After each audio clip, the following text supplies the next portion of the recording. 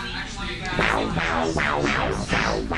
everybody, if you need props, we have 4 like wooden boxes that are very versatile that can be made into couches, chairs, you name it.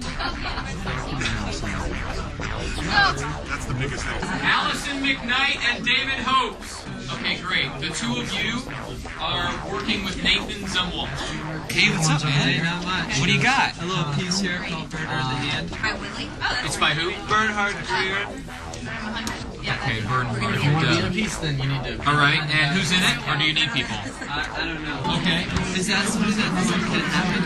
Yeah, you don't need an actual script. The lines you perform. After the first act, I went back and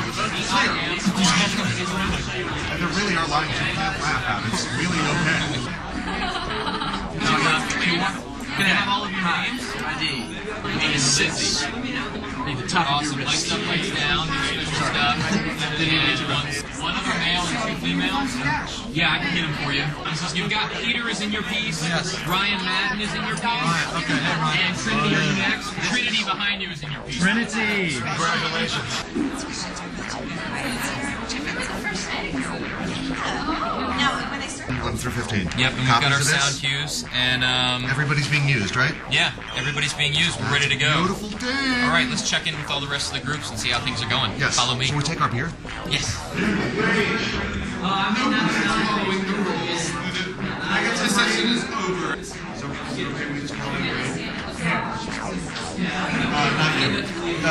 She's kind of toying with him, and I don't know if he's going to laugh. You'll go up there and they'll get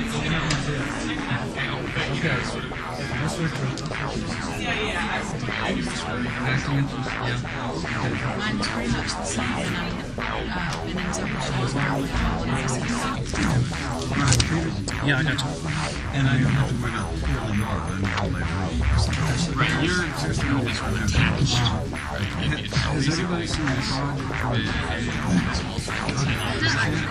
Okay. It's a number to keep going. No one's going to sit back and just absorb the beauty of nature and learn a cathartic message. So then, each week somebody gets, you're either in or you're out. So it's like a comedic sketch around that. We doing a piece here? No? No. Okay. Sorry. I'm trying to find... You guys doing a piece? What is it? I don't know. Ryan. Fashion, you are, just because we're only announcing 1 through 5, 6 through 10, and 11 through 15. Fashion, you are number 12. Number 12. I'm now making copies for the stage manager to have a copy so that he can know what order things are in. We're about to start. Everyone's been rehearsing for almost an hour, just about an hour. So we're pretty much on time. Intimidate me, come over and look at it.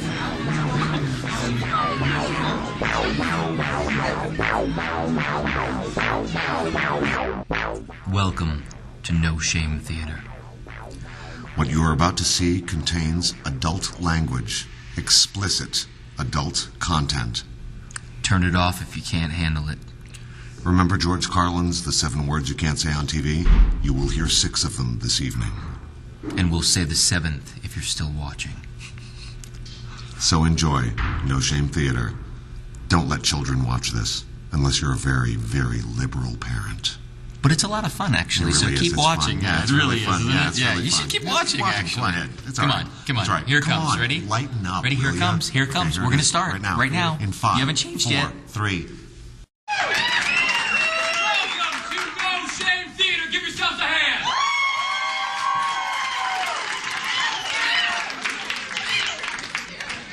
I must say, first of all, thank you to the North Carolina Stage Company. For those of you who do not know me, I am the development director here at North Carolina Stage Company. What's that? I'm sorry? Oh, okay. That could have been funny. I could have riffed on it. That's all right. Next time. What's about what? I wanted your beer. Beer. Oh, okay. How much beer? They're available. Now I want you.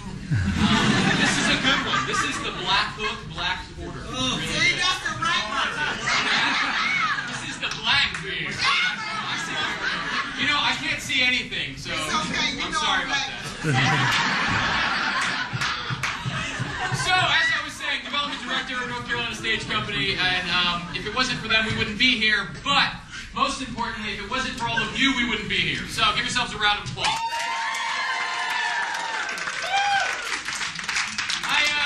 Charlie Flynn McKeever and Angie Flynn McKeever, husband and wife, artistic director and producing director of North Carolina Stage Company. I went to them and I said, hey, there's this really cool thing called No Shame Theater, and I'm giving you the short version. And I'm familiar with it because I did it in Los Angeles. It's in 30 cities throughout the United States, and it's been going on for 20 years.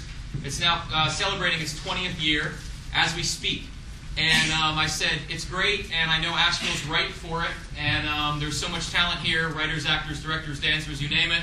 So I really want to bring this thing here, and our first one was last month, and it was a smashing success, and obviously, again, we're hoping for good things. So thank you all so much for coming out, and without further ado, I will introduce my MC, co-MC, Michael McCauley, ladies and gentlemen.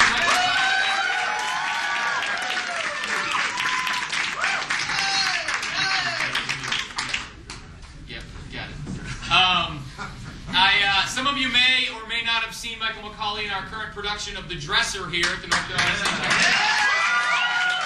Michael McCauley is the dresser in The Dresser, so please come check it out. You've got, tomorrow you've got a matinee. I think we're almost sold out, but then you've got next week, Wednesday through Sunday, 7:30 p.m. and 2 p.m. on Sunday, so there you can have it. A couple other things. We're going to get up here throughout the evening as co-MCs and sort of announce the order of the pieces. I know many of you are potentially going, okay, I think I was number 4, but maybe I'm 7th. I have no idea. That's okay. We're going to, yeah, write that down. 7th, I think. Is No, I just wanted to get the pen out of your ear. It looked really stupid. So we'll announce it after every few. We'll jump back up here and let you know what the order is again, so have no fear. Also, during those... No shame. During those mini transitions, when we jump back up here again, if perchance you have spilled your beer or wine on the floor, do not be afraid and just simply say, "Spill!" really loud. And that's not a cue to spill more. No, not at all. Letting us know the house lights will gently come up to half or so, and we'll take care of it, and then we'll go on with the show, and everything will be fine. But we do, we are having alcohol, so we want to be... everything's fine. All right, cool. So, what do you got, Michael? I got lots. What do you got? We've explained No Shame pretty much. One of the things about No Shame Theater, which is très cool, is the song. There's a No Shame Theater song that happens each time it happens, and it changes every time. So whoever the MCs might be, whoever he, she, or it might be, since it's No Shame, it could be an it. You never know. The song changes every time. I've written this one this time, and those of you that might be familiar with Gilbert and Sullivan might recognize it. So, well, I guess we'll start with the No Shame song. Well, we need to, for the audience members who aren't in pieces, we should let them know the 3 rules. 3 rules of No Shame thing. Actually, I put that into the song. Oh, sweet. Right. So if you listen, that's why he's the co-MC, ladies and gentlemen. Yeah, that's one of the paying money to Jonathan. But listen very carefully to the song. I know. Maybe later. Okay. Listen very carefully to the song, and you'll hear the rules of actually No Shame Theater. Could we get a chorus of some kind? That would be fun. Huh? Oh, come on. Really? So we're gonna do this. Okay, let's set this over here.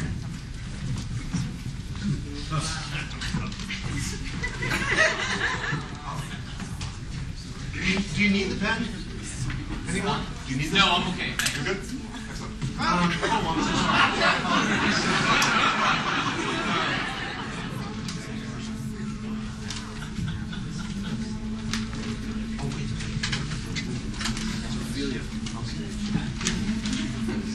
Let's get rid of these.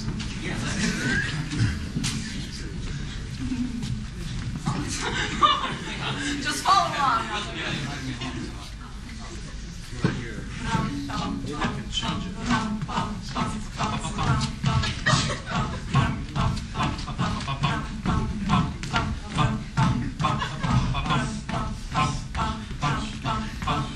Welcome to the second night of theater we call No Shame. It's really quite exciting, lots of fun and even sometimes lame. Comedy and music, even dances that are in your lap. You can perform most anything, just make sure that it isn't crap. We really would prefer it if you please refrain from doing crap. We really would prefer it if you please refrain from doing crap. We really would prefer it if you please refrain from doing crap.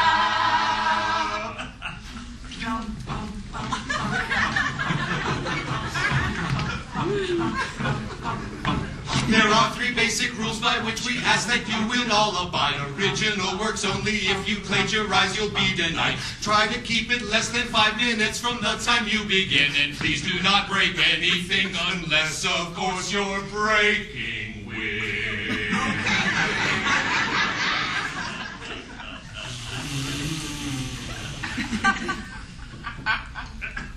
Sorry, man. No, it's my bad. Sorry. Eating lots and lots and lots of beans in no time you'll be breaking wind. Eat lots and lots and lots of beans in no time you'll be breaking wind. Eat lots and lots and lots of beans in no time you'll be breaking wind. Rum, bum, bum, bum, rum, bum, bum, bum, rum, bum, bum, bum, rum, bum, bum. So bring your Spricks and bring your friends and drink some wine and drink some beer. And if you have no social life, then why don't you just spend it here? I'm Jonathan. I'm Michael, and so now that you know both our names, We'll be your MCs for tonight of theater we call No Shame.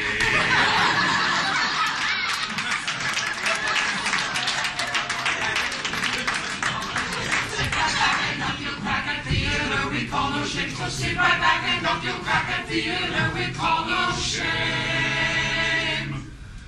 up you'll crack. At MC stage, no Break shame. some wind and break your back and trick your brain from doing crap. No shame.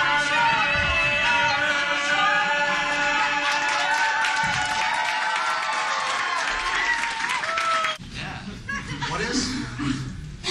Well, we're filmed. Well, maybe you are. I took a shower. I'm clean. No, what? Yeah, I got rid of my film. Maybe you should try a loofah. It really gets them, you know? No, Really no, good. no, no, no. You are. TV. I am not. What? I mean, I've done a few episodes, some Law and Orders, but to say that I am TV, that's not great. MTV. No, not MTV. URTV. Public access. Thanks. Yo, Google brain. What? Look.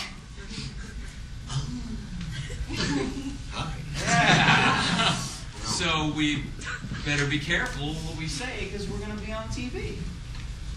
No shit. Oh, shit! Oh, Fuck! God! oh, son of a bitch! Motherfucker! Cocksucker!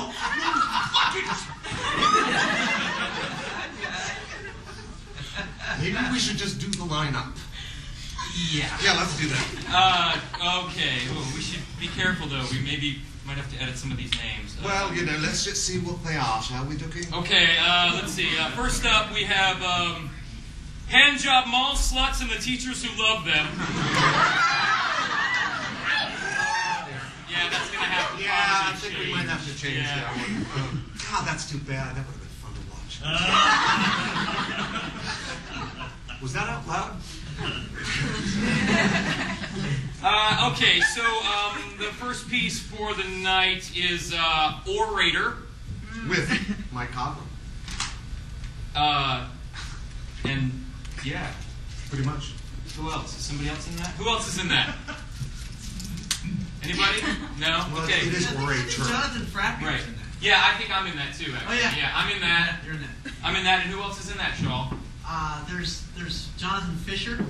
Okay, and then various Mourner. mourners. There's also Wow. As you all know, because Somebody you all came didn't do in, their job. sometimes it's really hard to write in everything when you're. Yeah, so I'm sorry. Okay, and then number 2 is Without a Clue. Tom, obviously. That's not starring you? Yeah. That's too bad. It should be. Tom Chalmers and Scott Bunn.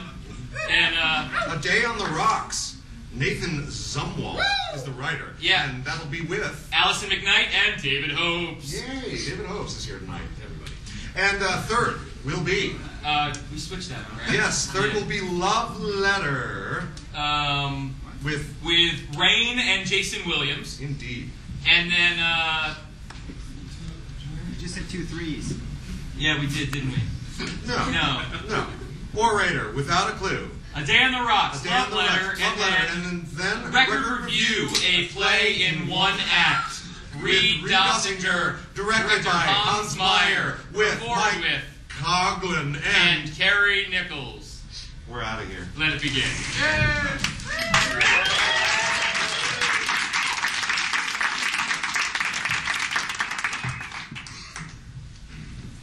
Jonathan, they're on stage. I know, I gotta get my script.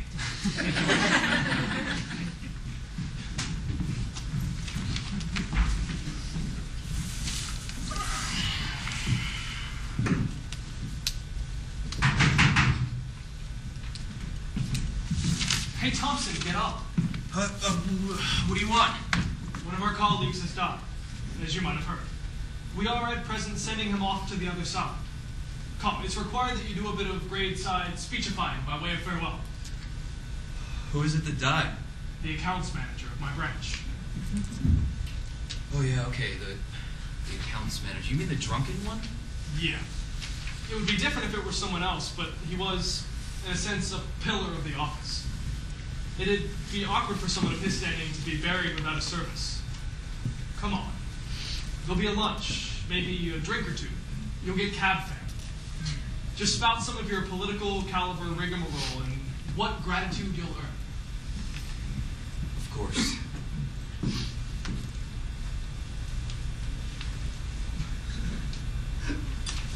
I'm ready.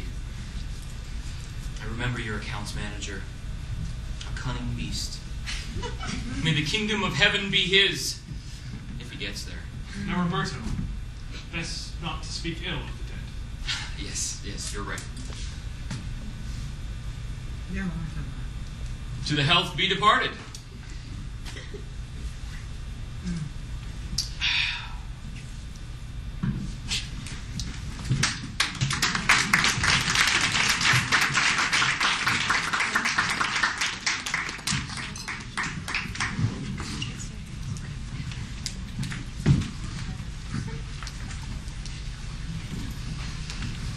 Can I believe my eyes and ears?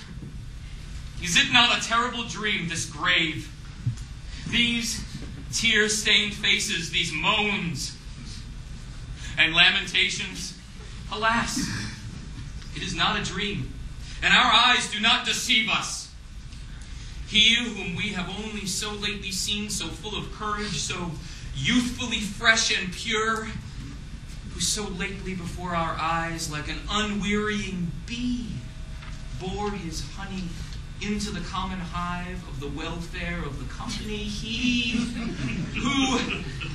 who is now turned to dust, to inanimate mirage, inexorable death, has laid his bony hand upon him at the time when, in spite of his bowed age, he was still full of the bloom of strength and radiant hopes. An irremediable loss. Who will fill his place for us? Good and noble employees, we have many. But Paul McConnelly was unique. To the depths of his soul, he was devoted to his honest duty. He did not spare his strength, but worked late into the night and was disinterested, impervious to mendacity. How he despised those who, to the detriment of the public interest, sought to corrupt him, who by the seductive goods of this life strove to draw him to betray his ideals. Yes, before our eyes, Paul Connolly would divide his small salary between those less fortunate. And you have just heard yourselves the lamentations of the widows and orphans who lived upon his alms. Devoted to good works and his official duty, he gave up the joys of this life and even renounced the happiness of domestic existence. As you are aware, to the end of his days, he was a bachelor. And who will replace him as a comrade? I can see now his unruly shock of hair and his face with that welcoming and sociable beard turned to us with a gentle smile. Paul Connolly. Paul Connolly. Your face was plain, even hideous. You were morose and austere, but we all know that under that outer husk there beat an honest, friendly heart. Jesus Christ, there he is! Who? He's alive! Who's alive? Paul Connolly! He never died, you idiot. It's Jonathan Manley that's died.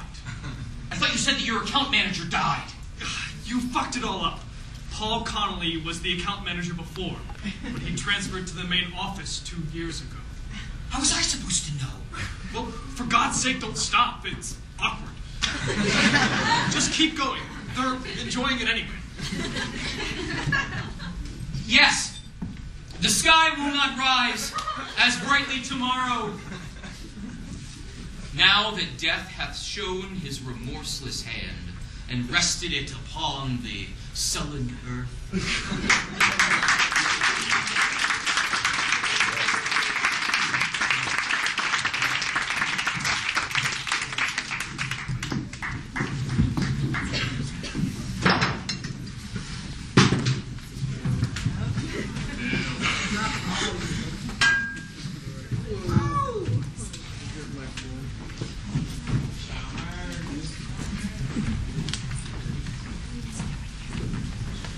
So we could do this the hard way, or we could do this the easy way. And guess what? I just checked in back, and we're all out of easy.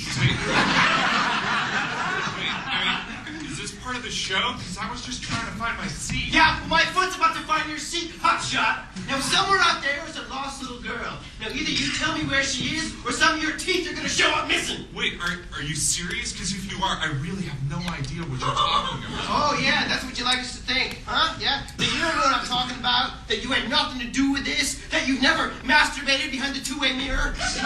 No, I'm sorry. Oh, yeah, you'll be sorry, all right, if you don't start pointing me in the direction of that lost little girl. I don't know. Did you check the lobby? Oh, the lobby.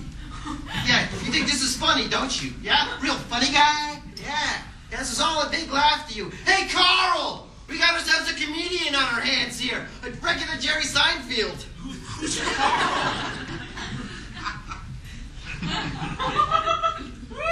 Now, the only problem is, I ain't laughing. Now, either you make me laugh, or I'm going to make you hurt in places you never even knew you had. Why do people always say that? It's not like, you know... Cracking jokes or cracking skulls? You choose. Okay.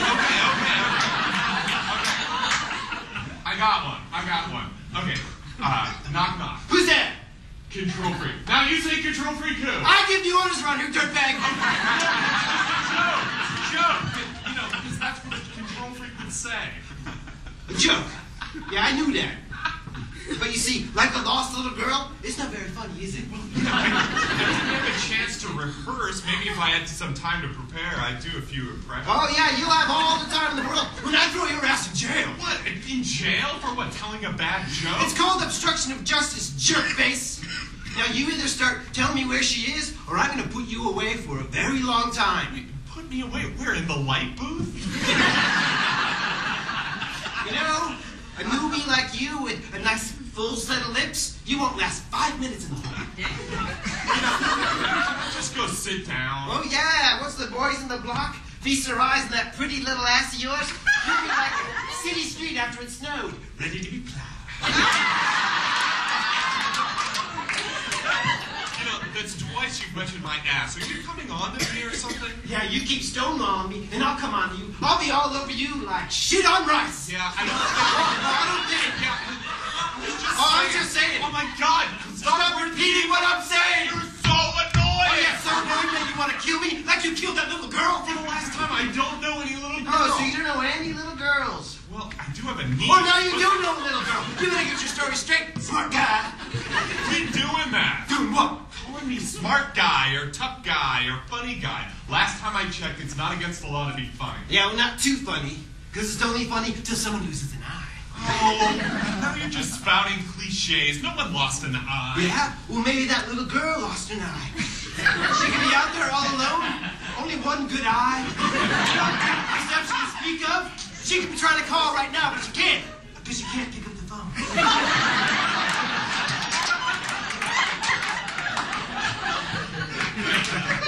That's ridiculous. You don't know, unless there's something you're not telling me. Okay, you know what I'm not telling me?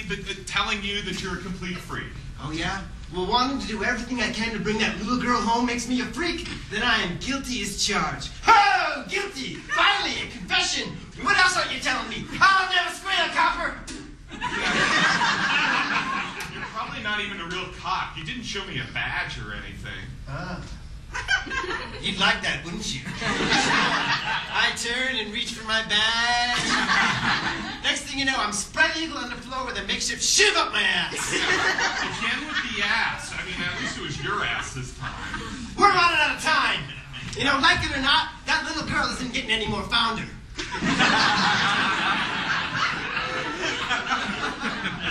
Now, are you going to tell me where she is? Or am I going to have to forget I'm a cop for a few seconds? Well, that should be easy because you're not. Oh, yeah, please. Oh, don't tell me. Oh, please. Do me a favor, because I've just been waiting for an excuse to... You know what? You know what? To heck with this. I'm getting out of here. To quit the rest of the show. This isn't over. Did I say it's over? Why? Because you're wearing a bad sport coat and the Dennis Franz loose-fitting tie? I'm your worst nightmare. I'm a loose cannon. Place by some set of rules. Okay, you know what? A loose cannon doesn't call himself a loose cannon. That's the definition of the exact opposite of loose cannon. Well, a loose cannon... Yeah, you did that. But a loose cannon, he would have thrown me through a plate glass window. He would have dangled me off the side of a building by my feet. He would have shot me in the leg for no reason. Don't push me. Go ahead. Shoot me. You don't even have a gun, do you? Yeah, well, they don't let me have a gun in here anymore. Yeah, because you're not a real cop. Well, let's just say bad things happen whenever I have a gun in my hand. But you keep it up and I swear I'll go get the one out of my car. Okay, go ahead. Go get it. Leave. I'll wait. Wait. That's it. They're waiting for us to make the next move. It's a classic cat and mouse game. Nice police work, kid. Not afraid to look at things from the other side. I like that. Now, we are dangerously close to breaking this case wide open. I can feel it. So how about I go down a fresh batch of coffee and I have Marilyn order in some of those meatball subs you like so much. Marilyn? You know what? I think I saw a little girl playing behind the dumpster on my way in. Why don't I go get her? This might take me a little while. Yeah, take all the time you want. Hey, listen, I'm sorry I got a little rough with you earlier. Yeah, no problem. You're just doing your job, whatever that is. Bye. What are you looking at, hippie?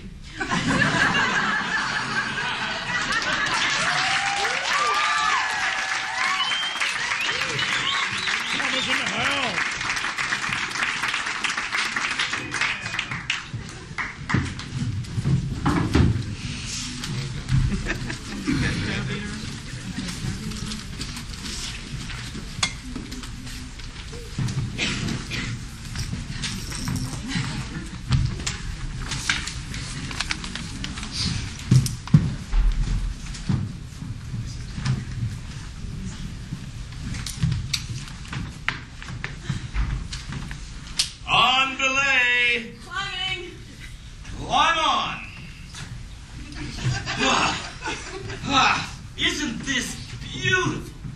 Gorgeous. Nothing like a day on the rocks, the mountains, the views, the constant struggle against gravity itself. You know, I wonder why there's not more crossover between rock climbing and the theater. Theater? Yeah, you never see a play about rock climbing.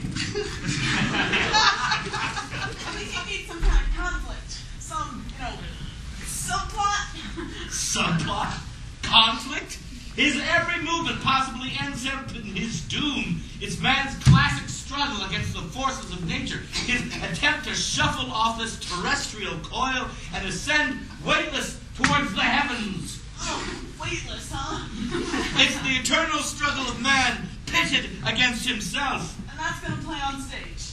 Well, I admit the blocking will be problematic. Listen, Steve, the theater's about drama. And without interpersonal conflict, missing jewels, corpses, falling out of closets, and a few long silences, you've got nothing. You're going to have to have a tender coming-of-age moment or a forbidden love or at least a fucking dance number just to keep the audience in their seats. No one is going to sit back and just absorb the beauty of nature and learn a cathartic message. If they're too mainstream to strap themselves to the side of a rock and earn it themselves, they're just going to have to become edified via cable. Theater can't help them. I'm an idea man. Are you saying it's too vast? There are universal themes that can be communicated by theater? Listen, idea man, take up the slack, would you? Oh, sorry. I'm just saying that theater tackles those universal themes much more successfully with mistaken identity, men dressing up as women, shocking secrets revealed in the second act, and, quite frankly, dancing cats. You're on, Janine. They'll walk out on you, Stephen. You underestimate the masses. People need to come to grips with beauty and strife in its purest form. They have it spoon-fed to them all the time in air-conditioned workplace, clear channel radio, and fucking reality TV. We don't need theater to pander to society's lowest common denominator. Falling? No. Damn it. You can't market an emotion, Stephen. You can't script experience. I'm 200 feet off the ground trying to decide whether to pull this move or wet my pants. That is an experience you can't script. Oh, that's the crux there. It's pretty tough. You got to use that little crimper outright. I can't do it. I'm sorry I brought this all up. Take a moment to breathe and focus. You can do it. Breathe the clear air. Find a calm place. You can do it, Pookie. Don't you see what's really going on here? Well, listen here. I'm not some paper doll whose emotions you can string out like 60 meters of static line, you cad.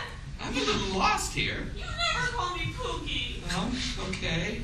I didn't want to tell you like this. I was born in Amsterdam, the youngest of 7. Never had a friend in the world save Fiona the milk cow. And that wasn't really Marguerite who you carned in the spare room this morning. That was Carmen Frenetti, whose private eyes have been tailing you for weeks. Oh, don't give me that innocent stare now. Your secret is out. For heaven's sake, what's going on here? This isn't the way I wanted to tell you, believe me. But I knew I would have to, ever since Marlena began embezzling from your business. What?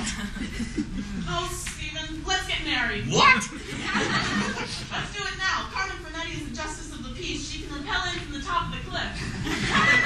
What's going on? No! You must, because... What? I'm pregnant. What? And it's not yours. What? It's Marlena's. We're having an affair. What? I'm only telling you now because, well, I think I'm going to labor. Oh, now wait 1 moment. I refuse to be sucked into your drama. Oh my God. It was a boy.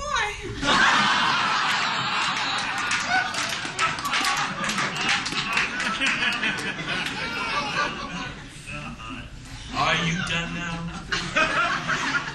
Then pull the move.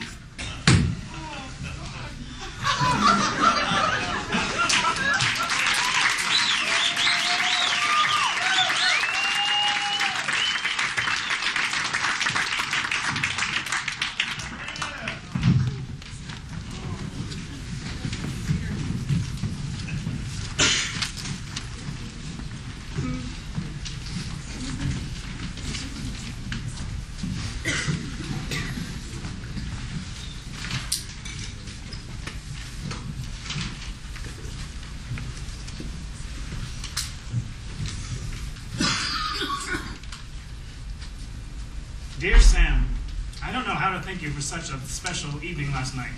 Dinner was absolutely spectacular. Thanks for going to so much trouble to make me butternut squash soup.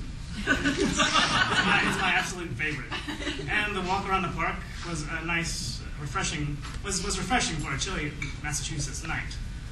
I'll never forget how bright that moon shone down last night or the warmth I felt dancing next to you in the gazebo as the winter lights spilled in. It was a night to remember. I hope I didn't rush things by planning one on you.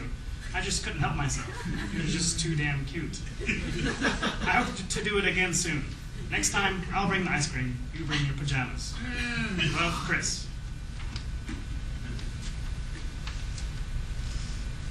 October 19th, 1974. Dear Sam, it's a full moon tonight. I was remembering the pajamas you wore that night. Old man pajamas and a white t-shirt with the name of the band. That band, the raincoat, scrawled across your chest in Sharpie marker. What movie did we see that night? I don't remember. Just remember the walk to the theater, the temperature of your hand, the smell of chimney smoke in the air, the crisp, cool pleasure of late fall, the crunch of fallen leaves beneath our feet. I fell in love with you that night. I mean, the moment you suggested we go to the movies in our pajamas. I thought you were ridiculous. I thought you were out of your mind. Completely weird. I love that about you. The last trip I took to Amherst was in August. I got a ride from my brother and his asinine friends. We listened to Jammin' 94.5 all the way there, and I realized why I left Massachusetts for good. I realized a lot of things. Well, I'm hungry now, so I best be going. Write me back, how are you? Have you been there lately? Love, Chris. P.S. Whatever happened to your Camaro? October 23rd, 1975. Dear Sam, I'm sorry the squash was undercooked. It's not my fault. You might as well blame it on the moon. You shouldn't have ordered squash in the spring. I don't care what you say about global warming and the Massachusetts climate. It's a fall fruit. And it's your stupid Camaro that's causing global warming. Squash is a fall fruit. That's why you didn't like it. Why am I not surprised you picked everything wrong? Or do I keep messing up? I hate gazebos. I don't even know how to finish this. I'm just sending letters into the vast emptiness of a frozen wasteland. Chris. June 27th, 1976. Dear Sam, there's just a nail clipping of a moon tonight, and I began to wonder whether I'm lactose intolerant. Yesterday I had an incredible, let's say, reaction to an ice cream cone. I really must get to an allergy doctor to get it figured out, but a life without ice cream seems a life not worth living. Peter mentioned that you talked about this summer. You said you plan to hike the Georgia section of the Appalachian Trail. I'm proud of you. I think you should get that for yourself, the two of you. Sometimes it's hard to continue these old friendships, but never forget that he loves you. I just don't know what to say to you anymore. I can't muster the repetitive energy to say I love you again. I say it so much. Honestly, I'm sick of it. I repeat it in my sleep. The words haunt me and they make me resent you. But again, I love you. Why can't you be here or me there? My bones miss the touch of your hands, the temperature of it, the tentative, innocent, nervous touch. I know this time is important for me, but I swear on all holy books, I'd rather be anywhere with you. I'd rather be in Amherst. I imagine you laughing dismissively by this point. You never liked my need for intimacy. You cannot keep me away with that shifting glance. I am for you and you for me. We will happen. I love you in all the ways that count. Chris.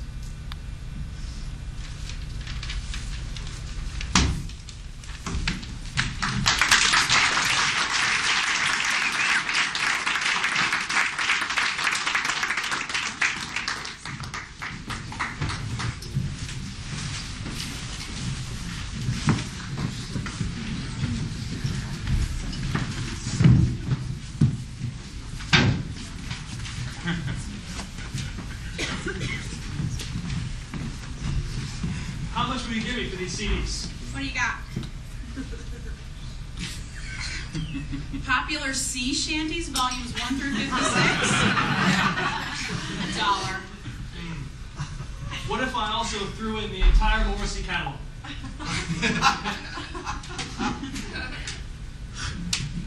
$20. Great.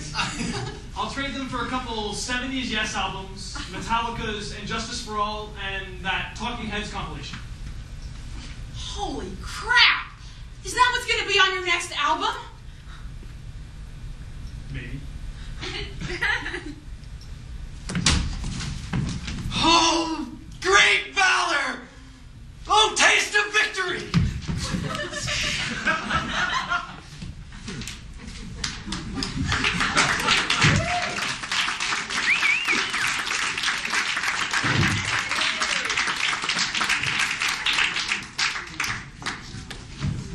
All right. Yay. Not a bad beginning, guys. Mercy Theater, huh?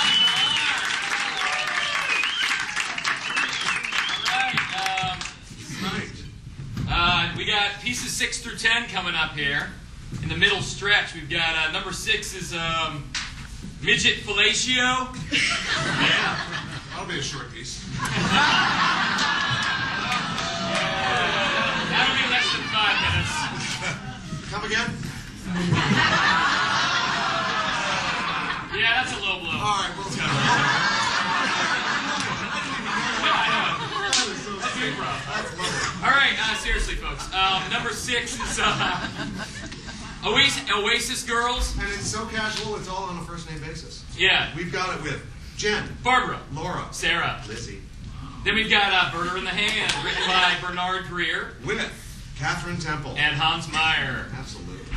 Next up is The Bracelet, written by Sam Leeper. With Jen Foster. And Steve Shell. Absolutely. Number 9. Number 9. The 9. We want to see that twist. Oh, that line. Oh, sorry. Number 9. The Support Group. Yeah, I'll help you out. He needs one, so. That is, who wrote that? Who wrote that?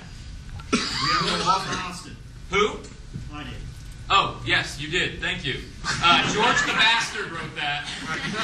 And that's got, Jay Becknell. And Tara Laughlin. And Christian Raxter. And Tammy Lou Berry. And George the Bastard. Yes. And then number 10 is Soothsayer. I knew you were going to say that. You did? That's so weird. Wow. Written by Scott Bunn. That's funny. Thanks. I'm glad you. With Tom Charlemers, Tom Charlemers, and Scott Bunn.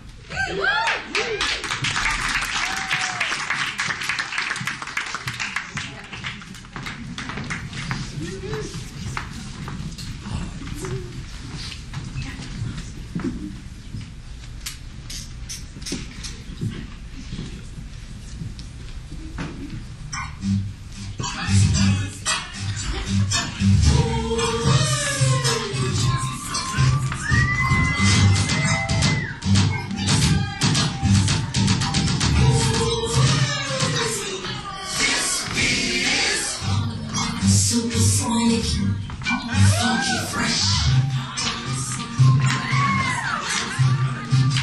Everybody came to party, grab somebody. Party, don't stop me. Everybody get on the floor.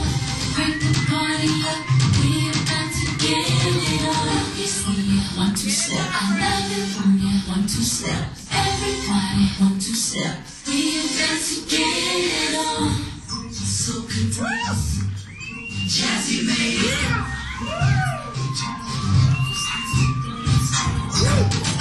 Yes, I'm fine. Boys jump on it. Let me do my 1, 2 step. Party, don't stop me. Everybody get on the floor. Break the party up.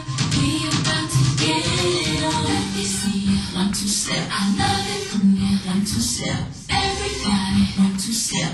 We about to get it on. It don't matter to me. We can dance slow. Whichever way the beat drop, our bodies will go. So swing it over here, Mr. DJ, and we will.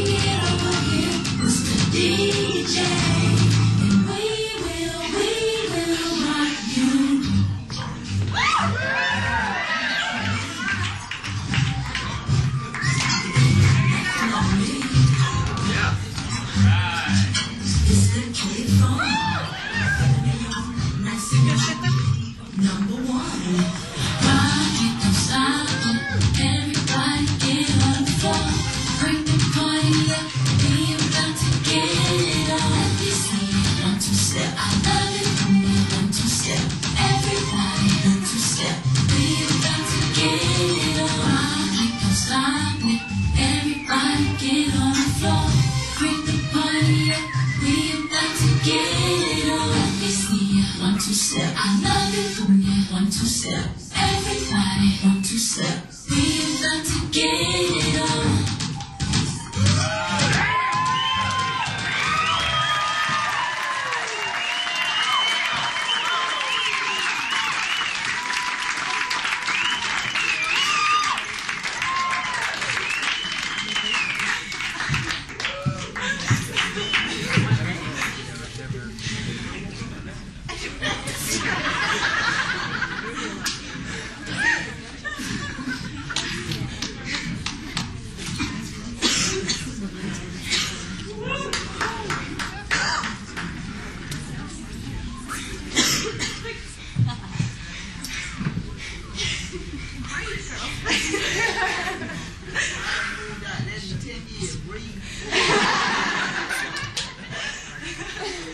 Exhale.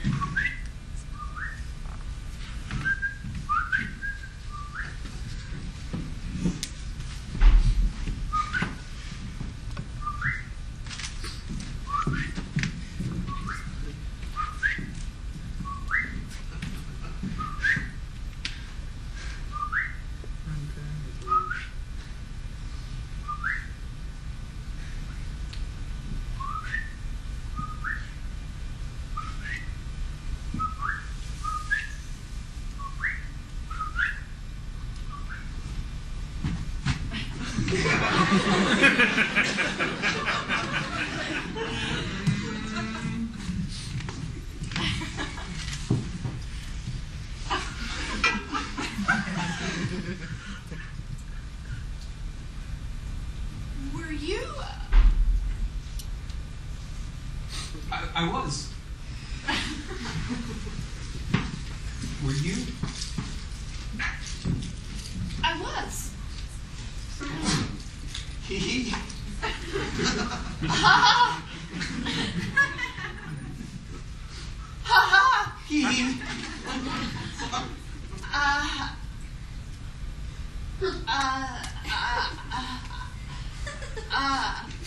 Ooh.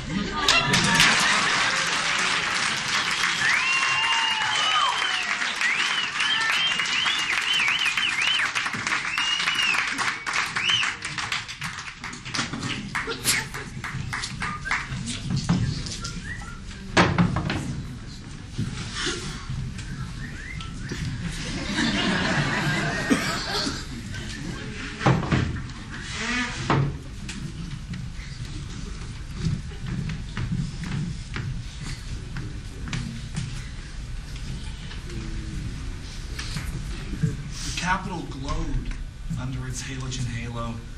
There was like a red neon haze over DC, like, I guess like any big city. It gave us a false sunset. Well, the front you put up, Jim, the walls came down. Trust me, Milton.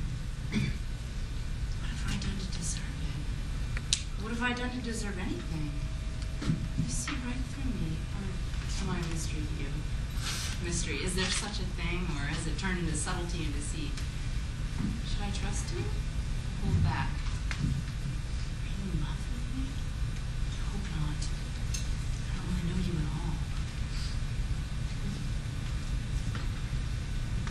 What a woman. God. Why can't I tell her she's wonderful? Oh, please don't let me become selfish or take her for granted. I mean, I already feel so unworthy and small. Damn, I wish there was a way to shake this hollow, empty feeling in my gut. Why am I so frightened? I can't even talk to her. Look her in the eye.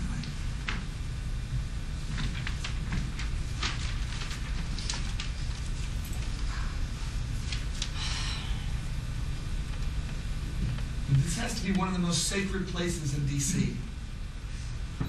Yeah. I mean, Lincoln, he just sits there, white like a ghost, contemplating his past and our future. He's like a Greek god who looks down from Olympus and watches man and can't tell us what to do or give us any advice. He just sits and watches and winces at our mistakes and cheers at our triumphs. Yeah. He symbolizes a freedom we take for granted. I remember the first time I saw you. You can?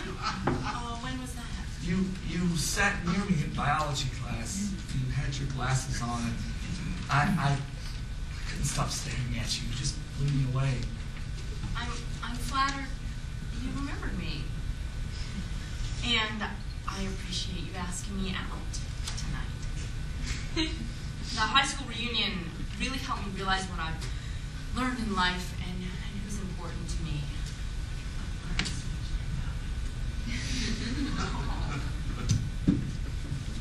Can I kiss you, Susan?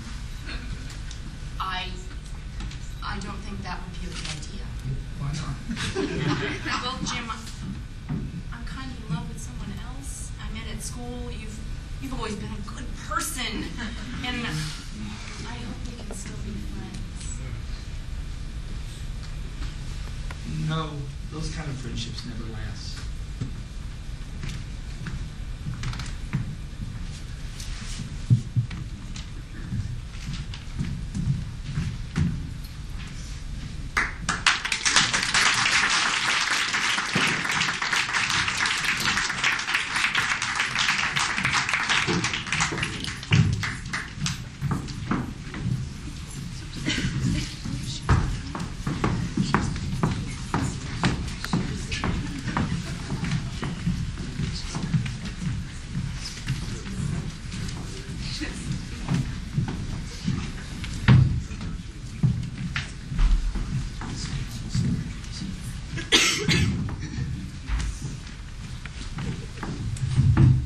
It is so gratifying to see you all here this week. Remember the rules of the support group. What we talk about in this room stays in this room. No criticizing, no harassing. We're here to talk and to heal. Okay? We have some people who are new with us tonight. Jessica, would you like to introduce yourself? Yes. Hello, everyone. My name is Jessica. Hello, Jessica. Thank you. And I'm incompetent. I'm an incompetent psychiatrist. Yesterday, I told a patient, "Carpe diem! Live each day as if it was your last." And what happened, Jessica? He killed himself. Well, you know, he did it at the end of the day. Well, see, there's hope in that. You can go back tomorrow with that thought, that hope. Everyone, congratulate Jessica on her breakthrough. And I guess that means you've got an open appointment.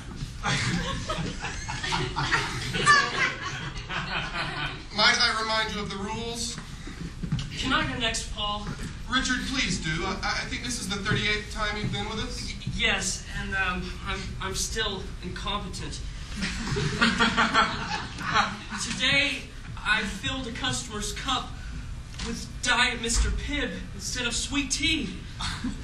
I'm the most incompetent drive-thru staffer at Taco Bell 3,475. It's okay, Richard. It's okay. You could have filled his cup up with something worse. Oh, great. Or like that fire sauce. Tony, you know the rules. Lisa, do you want to go next? We're all friends here. I'll start talking. Tony's still making fun of me. You know how it goes. Tony knows the rules. Right, well, my name's Lisa, and I'm totally incompetent. Like, for the other day, I was 45 minutes late on Monday. Well, a lot of us are late to work on Mondays. I think it was really bad. I left the kids out in the rain in the cold. You are my child's school bus driver. His best friend was picked up by a child molester because he thought he'd missed the bus. remember the rules, Jessica. Don't... I said I was really sorry. It's not as bad as I did at part time. I don't do this. You should be fired. But I'm an incompetent. You're an incompetent. I'm an incompetent. I feel like we're all friends here. Anonymous, right? There's incompetent, and then there's just plain dangerous. Ooh, carpe diem. You kill someone. Yeah, you get kids pneumonia. Hey, you guys should fight. You guys should. Yes. Jello. Settle down. We'll give everyone one last chance. Calm. Find your center. Breathe. Remember the rules of the support group. It doesn't seem all that bad. At least they didn't use a soft taco shell instead of a hard taco shell. That really pisses people off. You're not incompetent. You're just whiny and attention-seeking. I am so incompetent, damn it. You're incompetent. I'm incompetent. She's a menace. You're a psycho bitch. I like it. Okay, that's it. Nobody's following the rules. The session's over. If you come back next week, read carefully over the rules. We cannot heal and grow under these conditions. There's coffee in the lobby.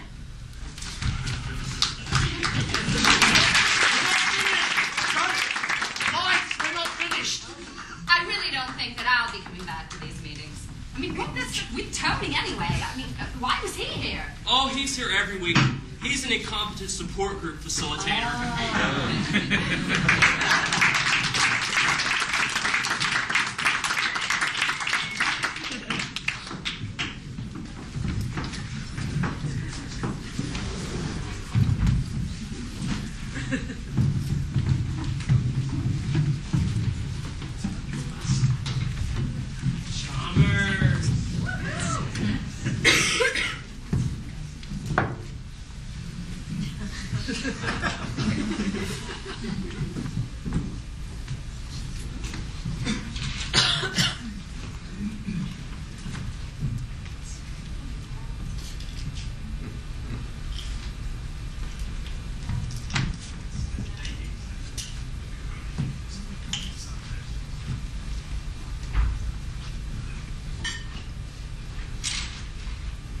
Are you getting a good look? Oh, I'm sorry. I didn't mean to stare. It's okay. Again, I'm sorry. How did you know? That you were staring? Yeah. Most people stare. Oh, I see. I mean, oh, shit, I'm sorry. It's fine. You should be sorry about what you're wearing. What? Barry Manilow just called. He wants his sensational looking number shirt back. Is it really that bad? Let me put it this way. I want you to take it off right now, and I'll die. Ouch. So, how did you know that I was wearing it? Let's just say I can tell. Come on, you can tell me. You should be more concerned about your stomach after that yogurt you had for breakfast this morning. Why? The expiration date was yesterday. I thought I checked that. You did. That was 2 days ago. Now it's expired. How could you possibly know this about me? You want to know what else I know about you? No.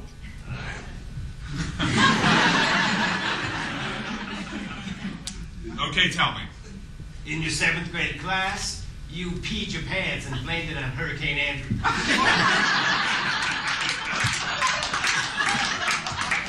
I was standing too close to an open window. In Ohio? Come on, this is getting creepy. Just stop it. You want to know what else I know about you? Not really. At work today, I'm not listening.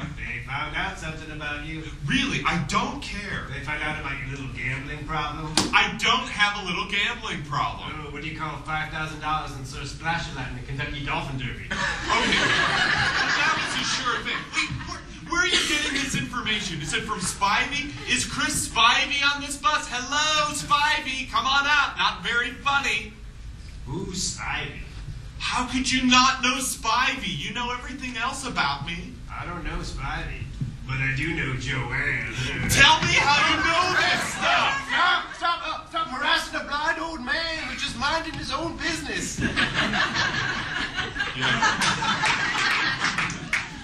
mine and everybody else's but his own. Yeah, I'm just sitting here on the bus. Yeah, you don't know shit about me anyway. I do know what you did in your mom's closet when you were 12. What did you just say? You know, when you were 12. Yeah, I remember when I was 12. What do you know about when I was 12? When you were 12, you masturbated in your mom's fur-lined boot. Okay, I know you're blind, and people are probably not very kind to you all the time, but, you know, it's really not cool to tell personal information about people. I mean, it's disrespectful and not very neighborly. You see that guy in the beard over there? French kisses his black labs. No way!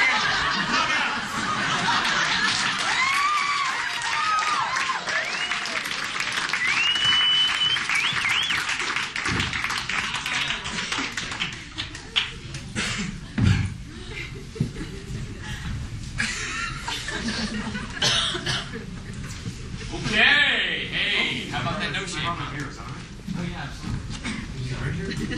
Yeah.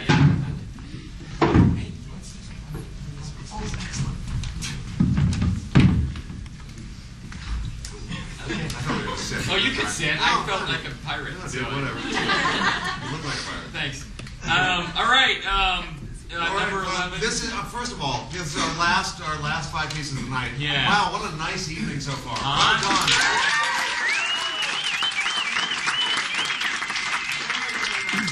So you got 3 minutes on this tape. Let's wrap it up. Oh, sorry.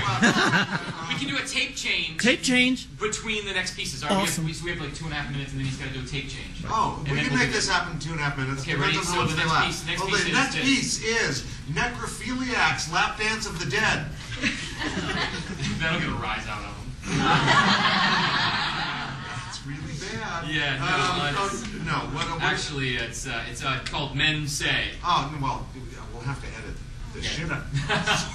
We're going to have to edit That that. would really Men go say, on I mean, and come on. on. Yeah, They got to yeah, get well- all the words they use. The men say. But you know It's what? gotta We're be bad. actually in that, so we should probably keep that in. Yeah. Yeah, okay, we'll just go with that. That's with whatever it is. me and Michael McCauley and Willie Rapoli by Lucia Del Vecchio. Indeed. Then we've got Fashion. Peter Bresney, Ryan Madden, Trinity Smith. And Peter Bresney, by the way, is filming this evening for URTV. There we go. URTV. Is TV, so he can really say you are. Yeah. Okay, It great. was funny That the first time. Yeah. Number 13, So Lucky Are We, is a monologue. It doesn't have air quotes around it, actually. With Rain. No, it's Jonathan Fishman. Damn it! Right, because we changed it. A monologue with Jonathan Fishman. Written by Jonathan Fishman. Directed by Jonathan Fishman. This worked really well with the foot up here, by the way. It really does, yeah. I got the payoff. All right, now we can sit. Okay. All right, the next one is called Blow. Wow, excellent. Because I'm getting a little tired. And it's Darren Marshall and Shaw Gray and the entire audience, and you'll see what that means. And then, last but not least, Airplane, written by Jen Foster. And performing by Jen Foster. You know what? No shame, right? I mean, it's no shame, right? No shame theater. You know what piece this is? I'm sorry, you coming on to me? No, That I'm is so saying, gross. I know what's going to happen. No, but listen, she told you know me. what? Oh, really? She's going to live up to the whole no shame thing. Because I was just going to say that. You know, no shame. We've had a lot of profanity. Clearly, lots of profanity, but we have not had any nudity. Wait a minute. Seriously. We have no nudity. Then stop asking me. It's been 9 years. I'm not going to stop asking you. No, seriously though. Really, seriously. We've had no nudity so far. I mean, you know, there's the ups and downs of it. Seriously. But, I mean, we should, right? I mean, it's no shame. All right, what do you think? I mean, come on, nude or not nude for the last Let's piece? get it together. All right, it's up to you. I'll leave it in your hands. You know, audience plus. How are we doing on tape? We're done. Okay. All right. Change your tape. What we're doing is a tape change, and then Peter, you give a cue to the light booth, and then when the lights change.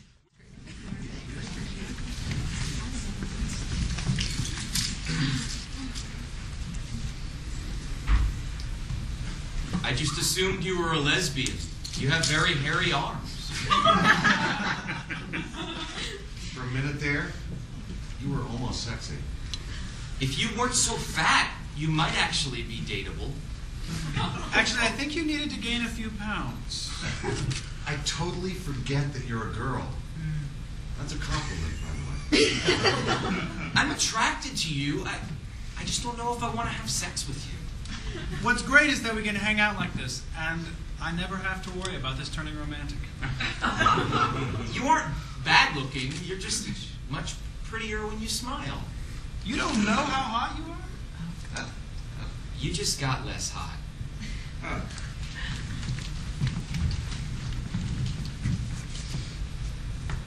I'm looking for a mate, and I'm considering you as a candidate. There is such an intense sexual energy between us. What I like about you is that you're beautiful in a disquieting way. Like this poem I read about ass-fucking chambermaids.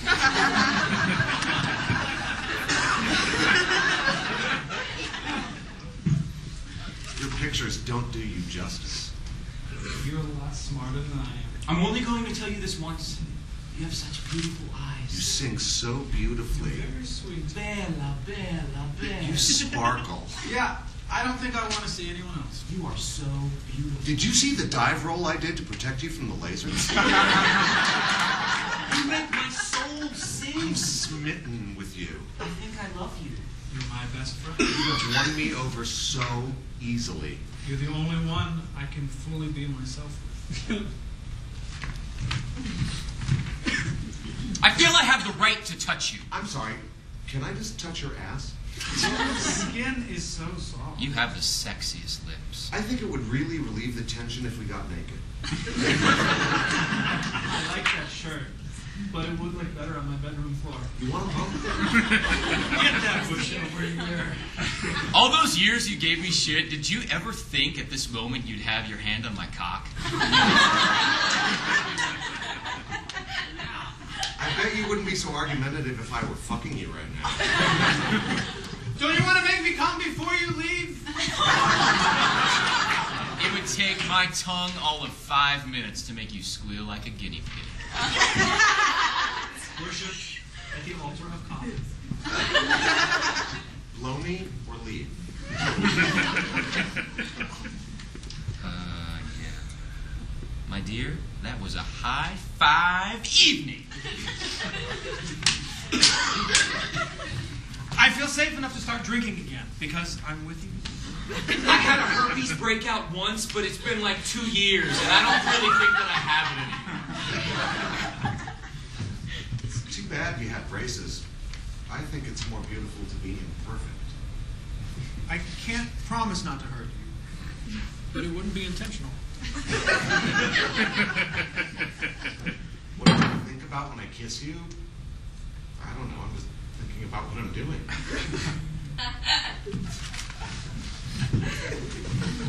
I wish you would stop wearing glitter.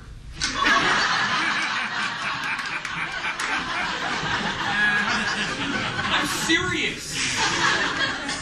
Why don't you shave off all your pubic hair? I see lesbians doing it on pornos. I feel like your burps have an agenda. I see how you are with your dogs, and I need to know that you'll be capable of applying more discipline with children. Sometimes when you swear, it affects me so deeply that I have to go into the other room to gather back my energy. Yeah, you're smelling pretty dank down there.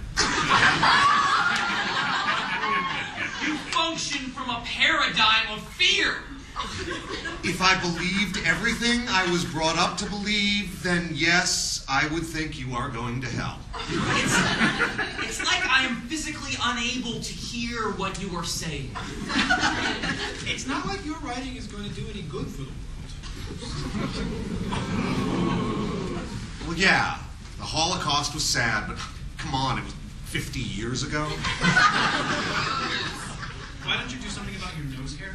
I think I'm going to vote for George W. Bush. It's like there's this high-heeled, red, beautiful, sexy fuck-me pump that you want to wear more than anything else, but it hurts your foot if you wear it for too long. And then there's this old, comfortable shoe that treats you well when you wear it and it feels so good. You're my comfortable shoe.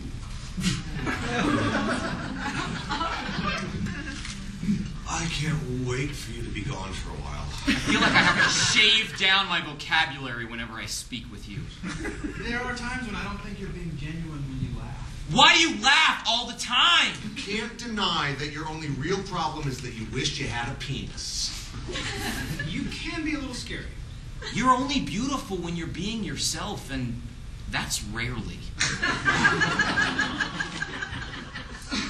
This feels like incest. It's not my job to take care of you. When we have children, you better back the fuck off. You were one of the most beautiful girls that I know, but you're letting yourself go. I would never be in a band with you. Stop singing! Just stop singing! This is not what I want right now. Well, I just thought you should know that I know this girl in Michigan, and I like her. I followed you into this deep, dark hole. I didn't like it there, and I won't go there with you ever again. I can't get excited about spending time with you anymore. I can't engage in intellectual banter with you. I think I'm going to work things out with my ex. I love fucking you, but I'm considering becoming a monk. I love you more than anything in the world, but I just can't be with you right now. I might want to marry you someday, but not now. I can't see myself marrying you. I don't believe in marriage. I do love you, just not in that way. If you want love with a big L, I can't give you that. I can give you love with a small L.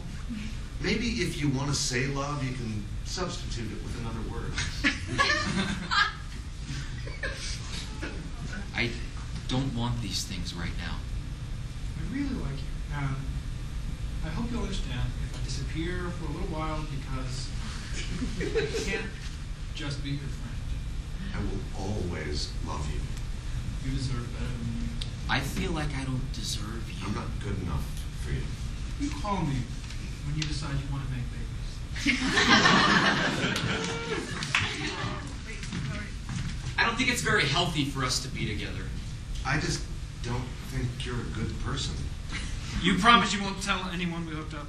I can't talk to you anymore. You're turning crazy. I think about men sometimes. I can't be with someone who doesn't know the name of jazz musicians. Don't fuck with me, lady. I will crush you. You're a bitch! I take drugs because they make me feel good. You don't. I can't help it if I have perfect eyebrows.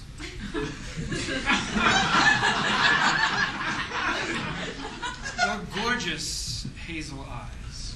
And I can't help it if I'm an asshole. I was just born that way. Can I keep you? If you don't want me to fall in love with you, I go now because I will kiss you and then I will love you forever. In my heart, you are center.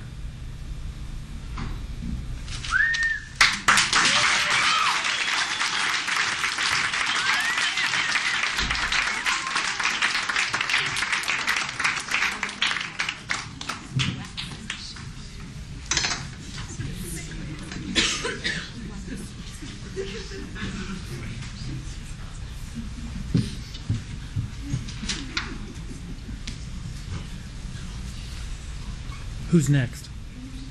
Oh, I'm next. I'm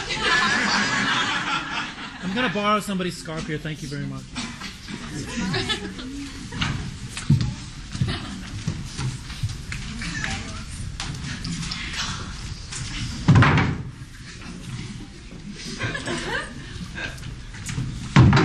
Okay, everyone.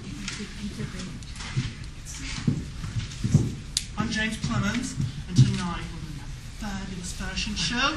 We've got Jacques Flambeau from Paris. Jacques, please come on up. All the way from Paris, ladies and gentlemen, Jacques. I am not from Paris. I put that on my resume. But I am a fashion god, and the world will know what I design and will see me and feel what I feel in my fashion. Here's your little model, Heidi. Heidi. Lovely. Okay, Heidi. Stand right here, boys. Stand right. And our other fashion designer tonight is Blake from Georgia. Blake, please come on down. Hey, y'all.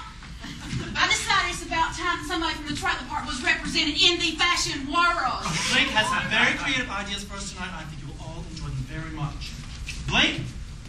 Now let's see. Beasley, Armitage, where are you? Beasley? Here he is. Beasley, very well. Thank you very much.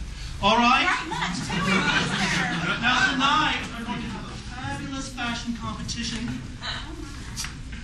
Beasley representing Blake, Heidi representing Jacques. Jacques, would you like to tell us a little bit about your current design? Look at it. We need time.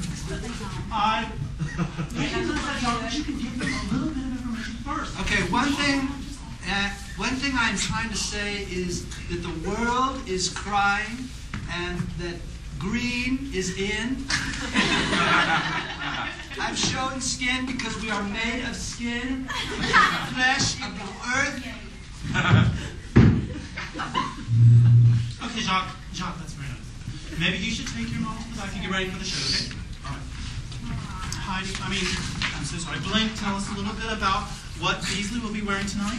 Well, this is what you would wear when you're lounging at home. I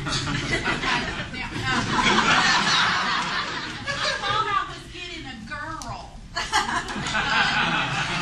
Because I didn't come prepared to model for a boy. Could you not help Beasley on top? Well, I wasn't quite sure.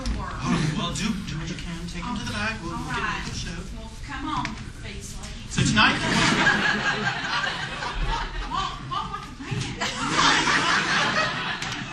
Tonight we're going to be highlighting several characteristics of things, and we'll be talking about the statement that they want to make to the world, specific details in the construction of the costumes, and of course, the sexual significance of these fashions in the modern era. Are we ready? Ready? Blake, are we ready? I guess. All right. Music, please. Music, please. Well, apparently we won't have any music. Are we ready? Wait, it's coming. Oh.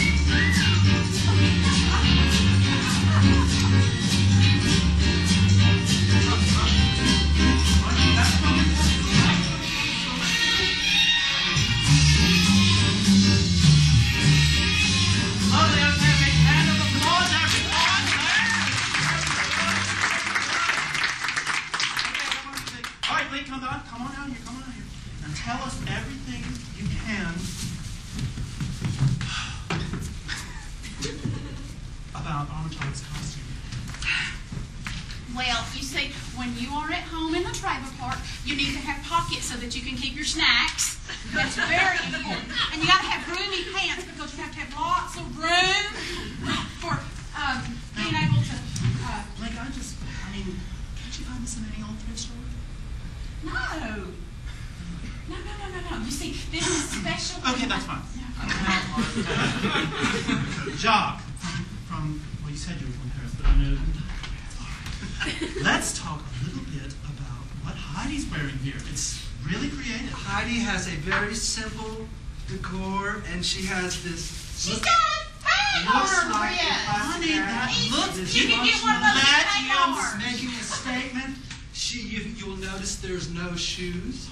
She is connected with the earth. Her green is kind of a camouflage, spy look. Her jacket's on the inside out. And it is too. I can see the scene from here. Very nice. Now, tell us explicitly what this costume means to us in the modern era. How is it sexually significant? it is saying Little Red Riding Hood is sexual, yet she can do combat. Now she's going to... The tears are the sadness of the earth. and the plight of man, and her own individual sadness, which I don't know. Somebody needs to just call the fashion police on them. Talk to me more about... That is just not right. You should be arrested. What? That's a man in a dress. It is not a man in a dress. It's a man in a pair of... I'll tell you the same question to you. Yeah. Tell me the sexual significance of the modern area of what Armitage has here. I'll be damned if I know. It was supposed to be for a woman, but now I guess he's got room. He's breathable. Thank you, everyone. Thank you. Just pick a winner. You both lose. Son of a bitch!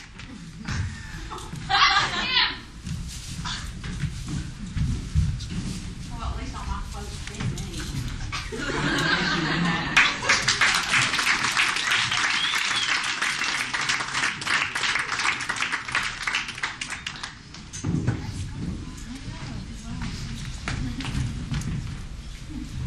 All right, well, now I feel like there's an expectation.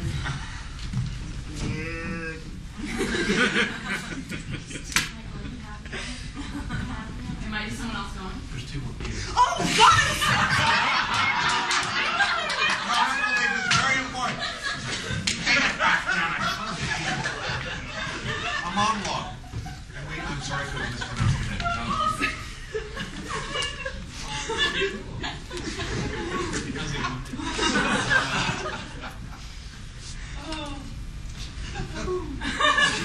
Sorry.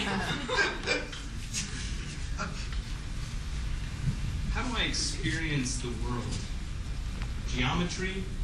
A line? Its origin in mathematics, perhaps a slightly lighter shade of blue? Someone said, "Thank God for boredom." I answered, "You must not be bored the way I am." French fries or ginger, pita bread rising before sunrise, the people of Jerusalem. A bag full on a doorknob, only anonymous because of walls. The god Apollo disguised as Christ. The weight of someone's mother's name for centuries. Reasons, collaborations, architectures, rubbed out spice ledgers, a close shawarma stall. Whitewashed stones, the dates of kings, the dates, constructions under construction for many thousands. A wall of individuals crushed, cursed, the idea of mercy at sundown, Friday domes. Laws, legalities, towers, legislators, the relative speeds of each.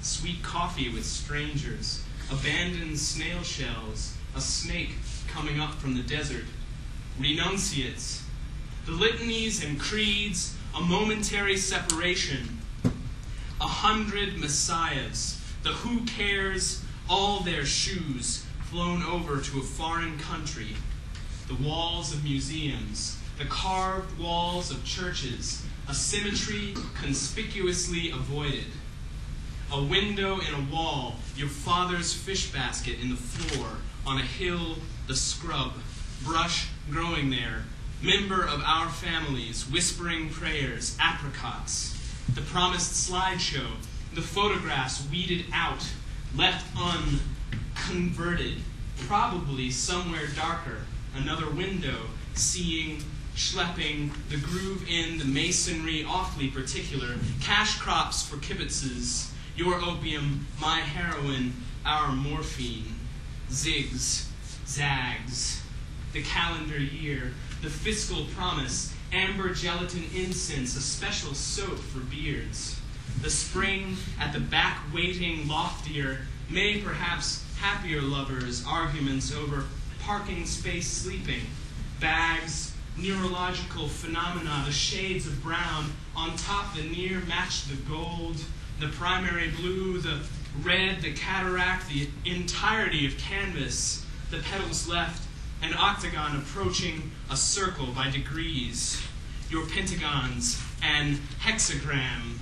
Beware, two speakers, woofing, garbled laughter, meanwhile inside doubled the rusty latch and anger, an effervescence, my vocabulary, a sense of being stricken falsely, the names of saints and their occupations, seamstress, gardener, saint.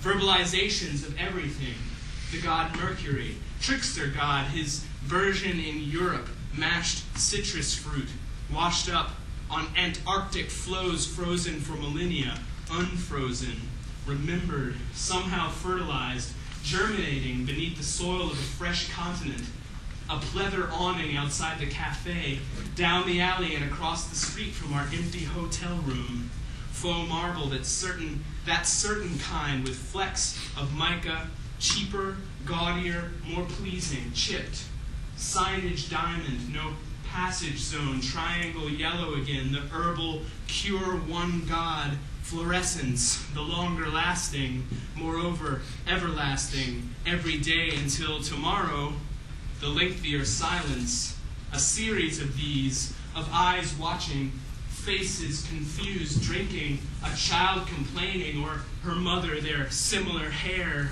genetics therein, the lion's gate, old walls, inland anchor, I running out of time for articles, beginning to hear music, beginning to miss verbs of existence, the story of an extra string, ultramarine, the present, we needing something official, a third option, a quest, not a question, hypothesis, possibility, if-thens, the annoying soreness afterwards, a balloon, a poem, seemingly bereft of metaphor, reading further, reading over, loosen, tighter, the force of opposites, the farce, hostage negotiation, closer to where we lived, wind spinned, the night becomes, sleeping over the mother, among her accoutrement of spinning, weaving, God's first officially symbolic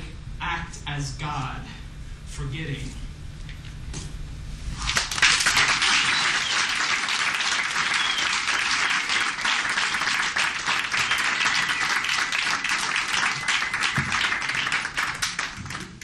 Wasn't sure if I should give Jen a minute to come up and try to get naked again. Who knows? This is a piece that has been around for a long time. In fact, the seed of the idea for this piece first came into being about 23 hours ago at Jonathan Frappier's house in his kitchen. And it's called Blow. And I'm going to invite several members of the audience and anyone who wants to as we go to come up. Come on, Lucia, Michael, Rose, Devin, Mike Coughlin, come on up. This piece is called Blow.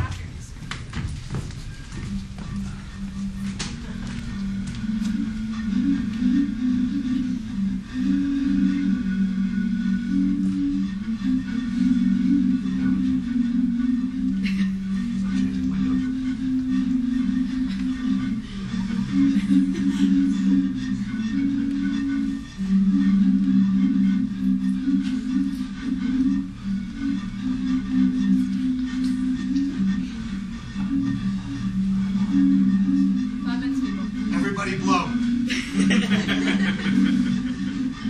Come on, Jonathan, you blow. Oh, I've been blowing, baby. We know.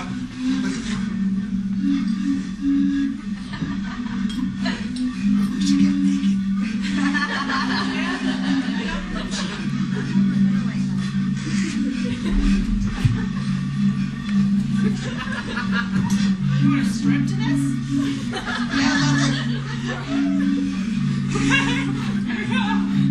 Everybody start drinking.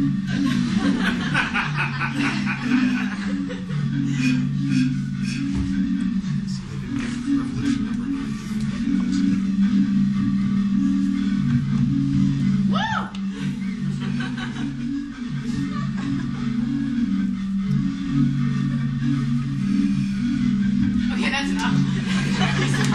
All right, good enough. All right. You know, it's an example that sometimes in No Shake Theater, sometimes things just blow. So there you go.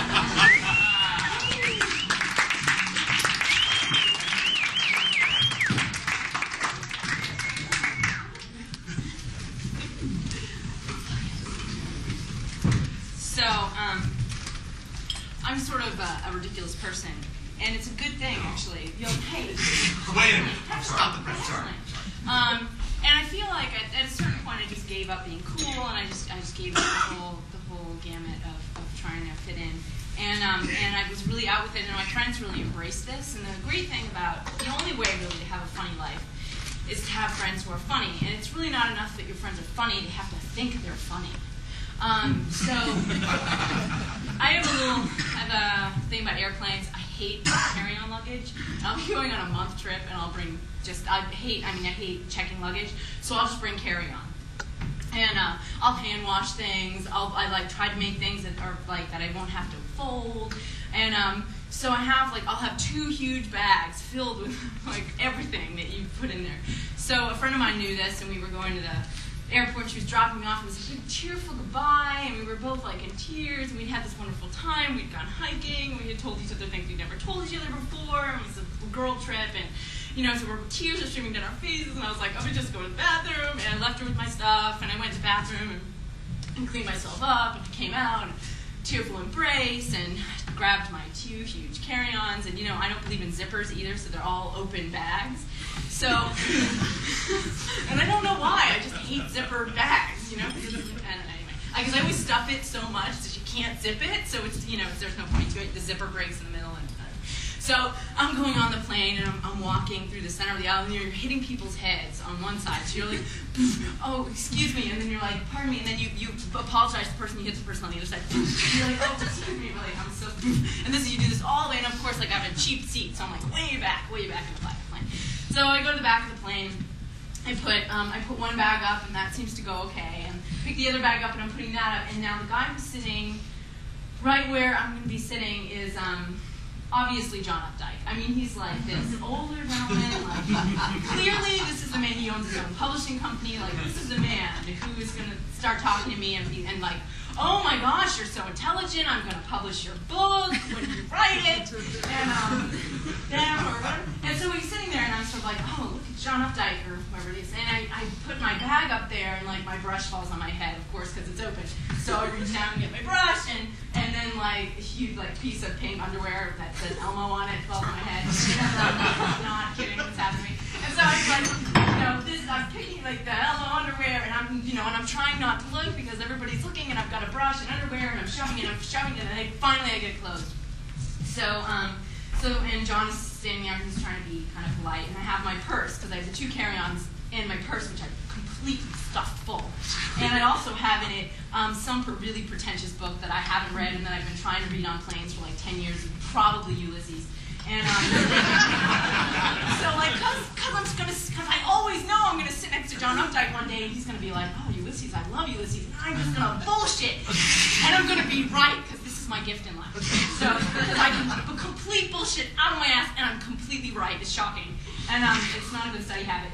So I get ready, and I go to pull my book out, and I'm just getting ready for him to notice what a smart, intellectual individual I am, and I pull, and pink condoms. My friend had stuffed my purse full of these like pink condoms, like they were really shiny pink condoms. They were all serrated on the edges. They were like little pieces of pornographic Velcro. And so it like fell out of my purse onto the guy with one's in John's hair. There's like a 4-year-old on the other side, and she was like, hey, and there's just like condoms on her.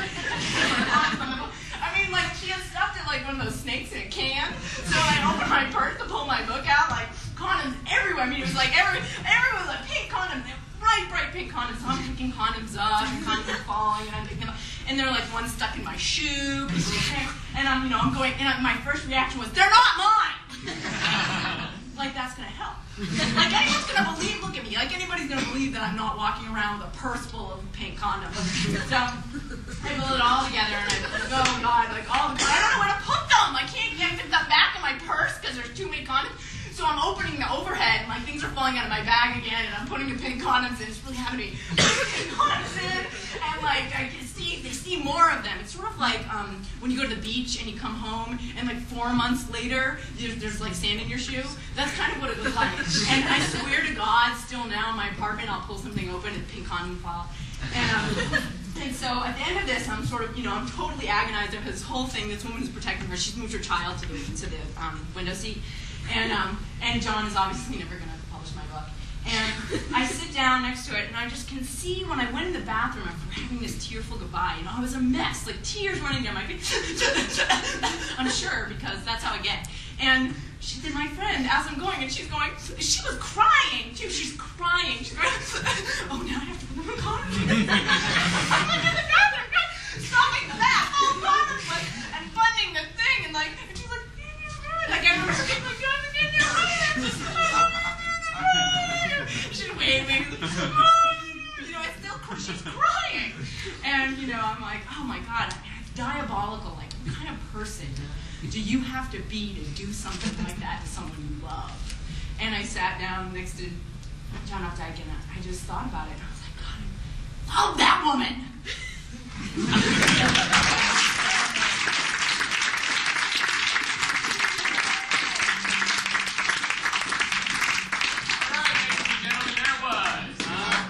Second night, not bad at all. No, not at all. Thank you all so much for coming. Let's raise the stakes next time. Tell everybody. Write new stuff. Bring your friends. Bring some beer. Yeah. You don't have to. No. We got beer and wine Yes, we do. every night now. Sponsors. The next No Shame is Saturday night, November 18th at 10 p.m. Sorry we got started a little late this time. It's I talk too slow in the play. Yeah, it's all his fault, actually.